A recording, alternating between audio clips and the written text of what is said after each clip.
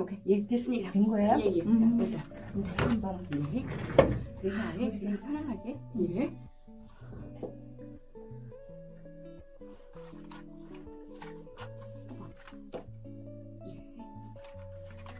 이렇게 혼자 할 때도 막 이래요. 네? 혼자 할 때도. 아니 저도 그래요. 네. 이걸 다 담으라고 예. 주입 떨어진다. 발그레한 열정을 머금은 채 포근한 대자연의 숨결에 모든 것을 내어 맡긴다.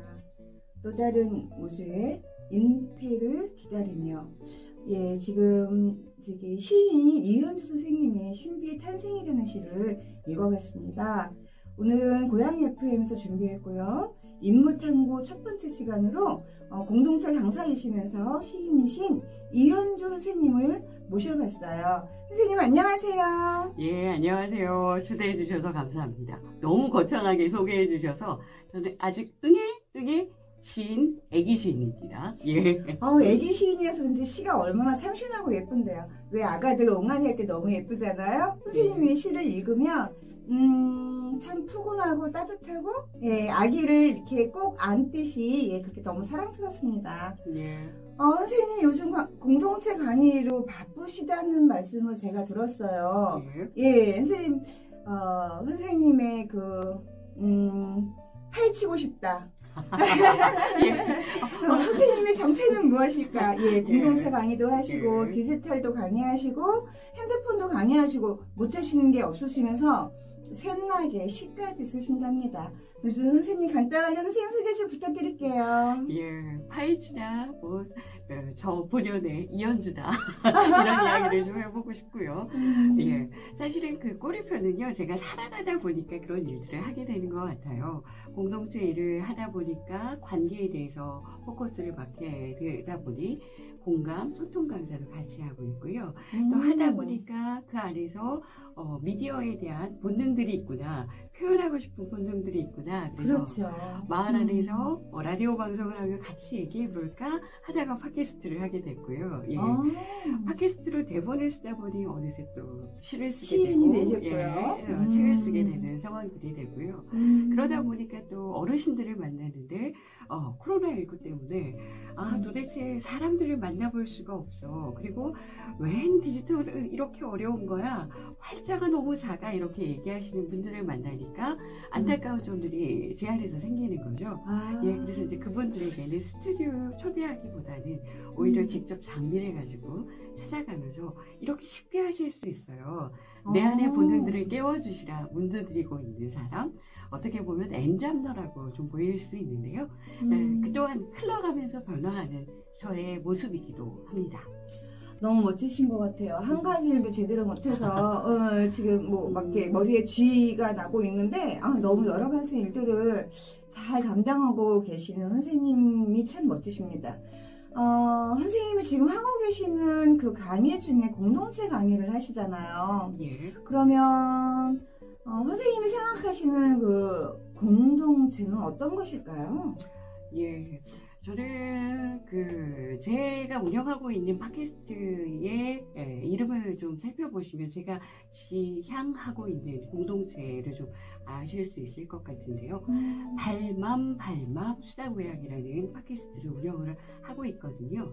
그 발맘을 들으시면서 다들 이거 외래어 아니야? 도대체 무슨 뜻이야? 뭐의 약자야? 이러고 나오시는데 사실은 발맞춰, 맘맞춰. 예, 너무 예쁜 것 같아요. 예, 한 발자국, 두 발자국 그 걸어가는 동물들의 모양새를 나타내는 순놀이말이라고 하거든요. 예, 그러니까 사실은 우리가 지원이나 자본이나 뭐 이런 여러 가지 방안들을 집어넣으면 오히려 공동체는 효율적으로 쉽게 빨리 끝날 수 있어요. 하지만 그 안에는 관계나 소통이나 이런 친밀감이나 이런 부분들이 빠질 수 있죠. 그렇죠. 예, 오히려 조금 느리게 가더라도 어떤 결과를 위해서 어느 한 사람을 배제하고 가는 것이 아니라 느리게 가는 사람의 발걸음, 그리고 또 들리지 않는 사람들의 목소리도 함께 껴안고 보듬으며 나아갈 수 있을 때 아마 이상적인 공동체가 되지 않을까, 그것들을 지향하고 꿈꾸고 있는지도 모르겠습니다. 네, 그런 이 공동체가 만들어지려면 일단 제일 기본적으로 배려가 있어야 되지 않을까, 예, 그런 생각을 잠깐 해봤습니다. 맞습니다. 예, 그러면 선생님, 공동체를 일단은 만들어지는 건 어렵지 않잖아요. 공동체를 만드는 건 정말 쉬워요. 근데 공동체를 유지하고 꾸려나가야 하잖아요. 그러면 선생님, 제일 쉽게 우리가 일반인들이 할 수 있는 제일 쉬운 방법? 어떤 게 있을까요? 사실은 그 방법을 찾아서 저도 헤매고 있는 중이라, 이게 정답이다라고 말씀을 드릴 수 없고요. 제가 편안하게 제 안의 속내를 좀 꺼내보자면요. 공동체가 되기 위해서 결국 이렇게 발 맞춰서 맘 맞춰서 함께 걸어가는 속도와 호흡을 맞추는 부분들이 중요한데요. 공동체 강의라고 해서 이제 같이 이야기를 하다 보면 많은 고민들을 꺼내놓으시는데, 이게 어느새 잘 하고 싶어서, 그리고 그 사람들을 맞아요. 빨리 모아서 빠른 결과를 내고 싶어서, 이게 우리 안에 흥미나 놀이가 되기보다는 사업, 일로 다가오시는 공동체 모습들을 참 많이 보게 돼요. 피폐인 것 같아요. 그러니까 폐단인 것 같아요. 우리가 너무 이 공동체와, 그러니까 민과 관이 같이 함께 이러면서 민이 어느 순간에 이게 학습되어진 성과? 혹시 그거는 아닐까, 이런 생각이. 그러니까 결국 그 이야기는 시스템에 길들여진 시민의 모습이기도 하다라는 안타까움들이 있는데요. 그럼에도 주체적으로 내 목소리를 내고 살아가려는 시민들이 있다. 이 부분에 있어서 제가 조금 요즘 아쉬운 부분들은, 우리가 어떤 권한이 위임되지 않았기 때문에, 그러니까 사실은 권한을 위임했다고 하죠. 그러나 실질적으로 주민자치를 하더라도 예산의 부분들도 사실은 우리가 쓰기보다는 오히려 모니터링이라고 하지만 정말 모니터링과 지원을 받고 있는가, 이것에 대한 물음표들을 여전히 갖고 있는 것 같아요. 그러면 그 태도의 부분에 있어서 지원과 서포터주로 시민들을 좀 도와야 하는 부분들이 있는데, 그런 기회조차가 없다 보니 이제 주체라는 부분들이 결국 권한에 너무 포커스가 맞춰져 있다라는 생각들이 들고요. 그렇군요. 그 권한을 사용하기 위해서 우리는 얼마나 그 책임을 다할 수 있고 그 태도를 갖고 있는가. 그러니까 한 가지 좀 제가 여러분들과 좀 같이 나누고 싶은 요즘에 저의 내면의 소리가 있다면, 공동체 하면 그러니까 서로도 이렇게 주체가 되어지는 과정 중에 있지만 주체가 되어지지 못해서 서로가 주체가 되려고 해요. 이게 잘못하다 보면 시민사회에서 공동체를 얘기하는데 이렇게 과잉 경쟁이 일어날 필요가 있을까? 그렇군요. 이런 생각들을 좀 해보게 되는데, 오히려 주체자로 세워주고 그 주체자가 빛나기 위해서는 그 주체자의 목소리를 듣고 옆에서 격려해 줄 수 있는 동행자들이 시민그룹 안에서도 함께 있어야 하거든요. 근데 사실은 이 부분에 있어서 주체, 권한의 포커스가 맞춰져 있다 보니 같이 동행하고 박수 쳐주고 응원하고 격려해주는 그 경청그룹들이 좀 빠져있다는 생각이 좀 들어요. 맞아요. 그래서 공감이 되네요. 서로가 주체가 되려고 한다면 주체로 세워주는, 주체가 되는 사람과 그 주체의 목소리를 온전히 귀 기울여줄 수 있는 시민들도 필요하다. 그래서 권한 안에는 우리 안에 책임과 태도에 대한 부분들도 이제는 고민하고 숙기하고 숙성해야 하지 않을까 하는 마음들이 있습니다. 저도 공동체 안에 지금 소속돼 있어서 이번에 이제 총회도 준비하고 이제 그럴 때가 다가오잖아요. 선생님의 말씀 잊지 않고 잘 생각하겠습니다. 조금 전에 우리가 시작하면서 선생님의 시를 제가 한번 읽어봤는데요. 그러면 선생님의 시는 언제부터 쓰여지기 시작했을까요? 사실은 그 시가 아마 제 내면의 실타래를 풀어가는 과정 중에 만나게 된 언어이지 않을까 하는 생각이 들어요. 마음의 실타래, 뭔가 질문도 일어나고 감동도 일어나는데 이게 원활하게 흔쾌하기보다는 가고는 있는데 힘겹게 가고 있는 저의 모습들을 보게 되면서 그 얽혀있는 실타래를 어느 순간 발견하게 되더라고요. 예, 그거를 글로. 예, 그러다 보니까 이 불분명하고 이 애매모호한 이 경계를 어떻게 볼 것인가 하다 보니 이제 뭔가 명료하고 간결한 용어, 간결한 부분을 찾다 보니 아마 시라는 부분으로 적게 되지 않았을까 하는 생각이 들고요.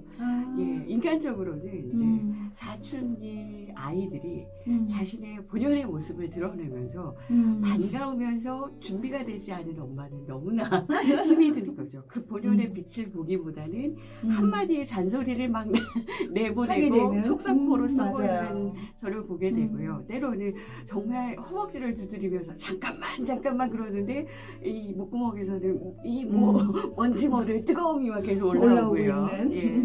그래서 이때 어떻게 하면 좀 아이의 본연의 모습을 볼까 고민하다가 아이들이랑 이제 어렸을 때 그 새롭게 말을 배우기 시작하면서 썼던 마주 이야기, 마주 일기들을 좀 꺼내 놓았거든요.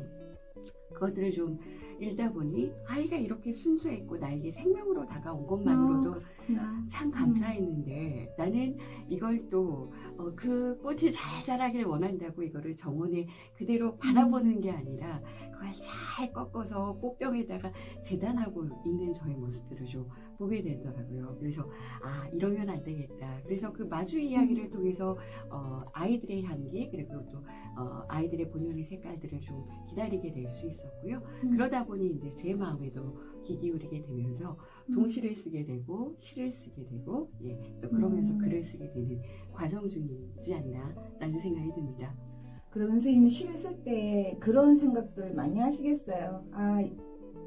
꽃을 볼 때는 꽃에 대한 생각, 아이들을 볼 때는 아이들에 대한 생각. 그럼 시를 쓰실 때 이제 그런 생각을 주로 하실 것 같네요, 선생님. 예. 저도 사실 글을 좀 쓰고 싶어서 이제 글쓰기 교육도 받아봤는데 수업이 끝나자마자 시는 저기 멀리 날아가 버리고 맞아요. 네, 잘 쓰고 싶은데 네, 잘 쓰고 싶은데 마음은 늘 잘 쓰고 싶지만 그 종이에 써내려가는 식구는 여전히 제 마음을 안 들고 있어요. 그렇다면 선생님이 저희가 글을 쓸 때 어떤 곳에 어떻게 포인트를 두고 글을 써야 되는지 잠깐만 좀 짧게 왜냐면 선생님의 시를 한번 읽어보고 싶어서 알겠습니다. 시를 어떻게 써야 될까요? 우선은 잘하고 싶다는 그 부분들을 좀 격려해 주시고요.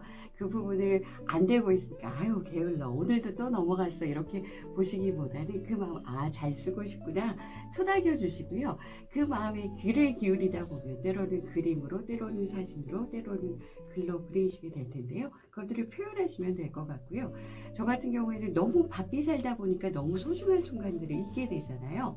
이럴 때는 핸드폰이 있잖아요. 우리 친구 스마트폰으로 그 순간을 좀 찰칵 찍어 놓고요. 그리고 나서 그 이후에 그 받았던 감정들을 기억하면서 그림을 그리면서 글로 옮겨가는 작업들을 하고 있습니다. 선생님의 그 시 하나를 읽고 그 시의 배경 같은 걸 좀 듣고 싶어서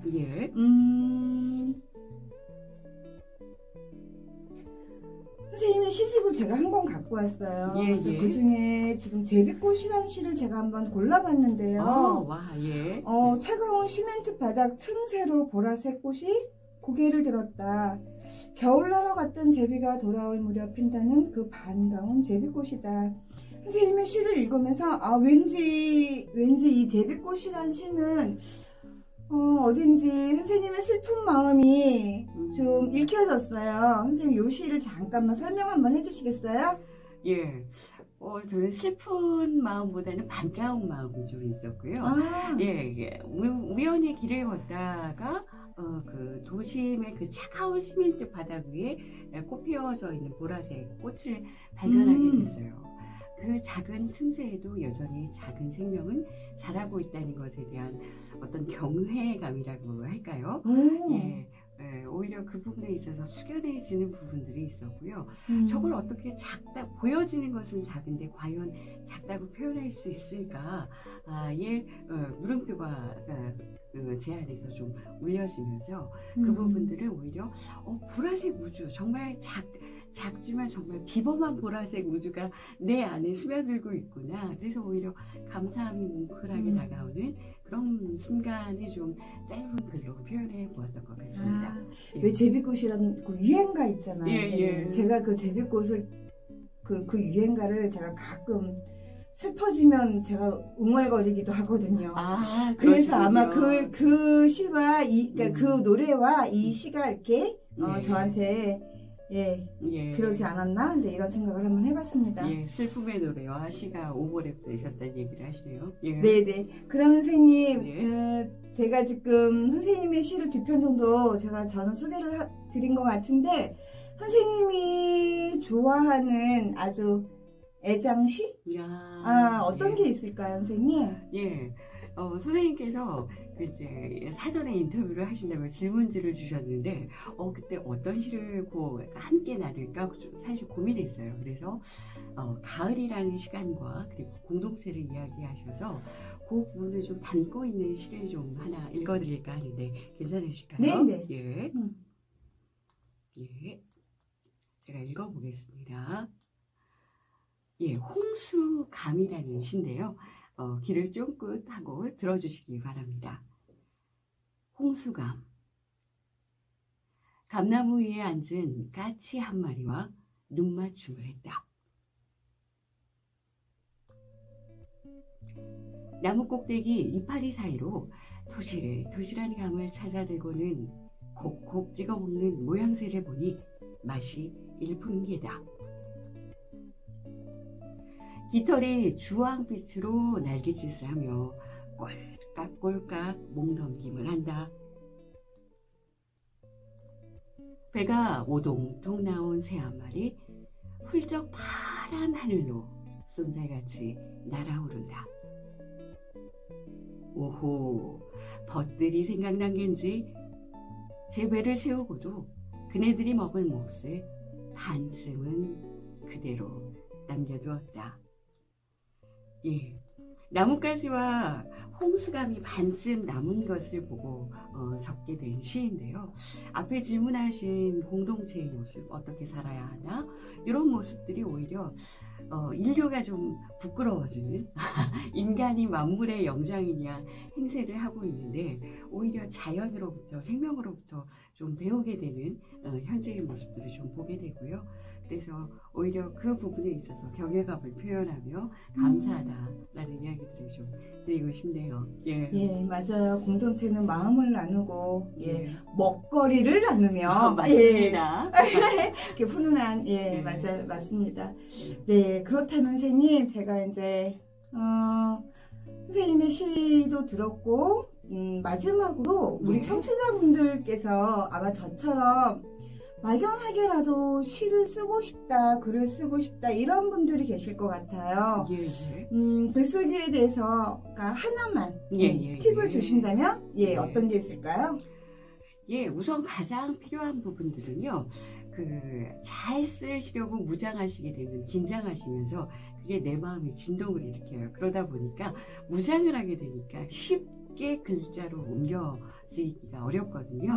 그래서 생활 속에서 놀이 삼아 좀 다가가셨으면 좋겠다는 생각을 드는데요.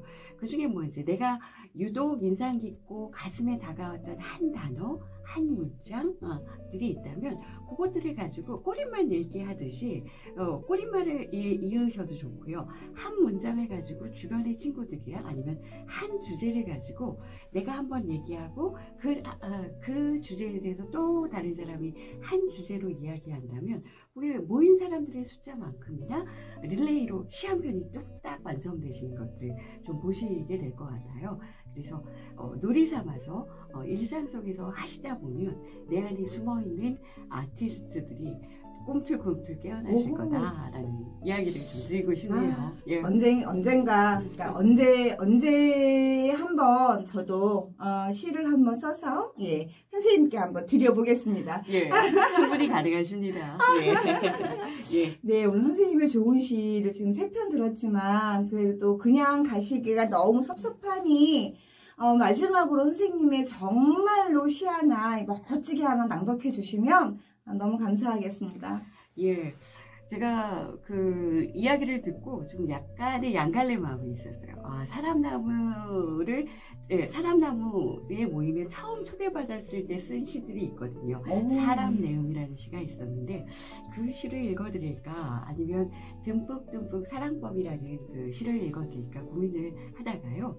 요즘에 이제 코로나19가 장기화되고 이제는 11월부터 위드 코로나로 이제 좀 더 몸을 움직이고 사람들을 만나고 눈을 마주칠 수 있잖아요. 그래서 좀 더 정겨운 시를 좀 여러분들에게 소개를 해볼까 해서요.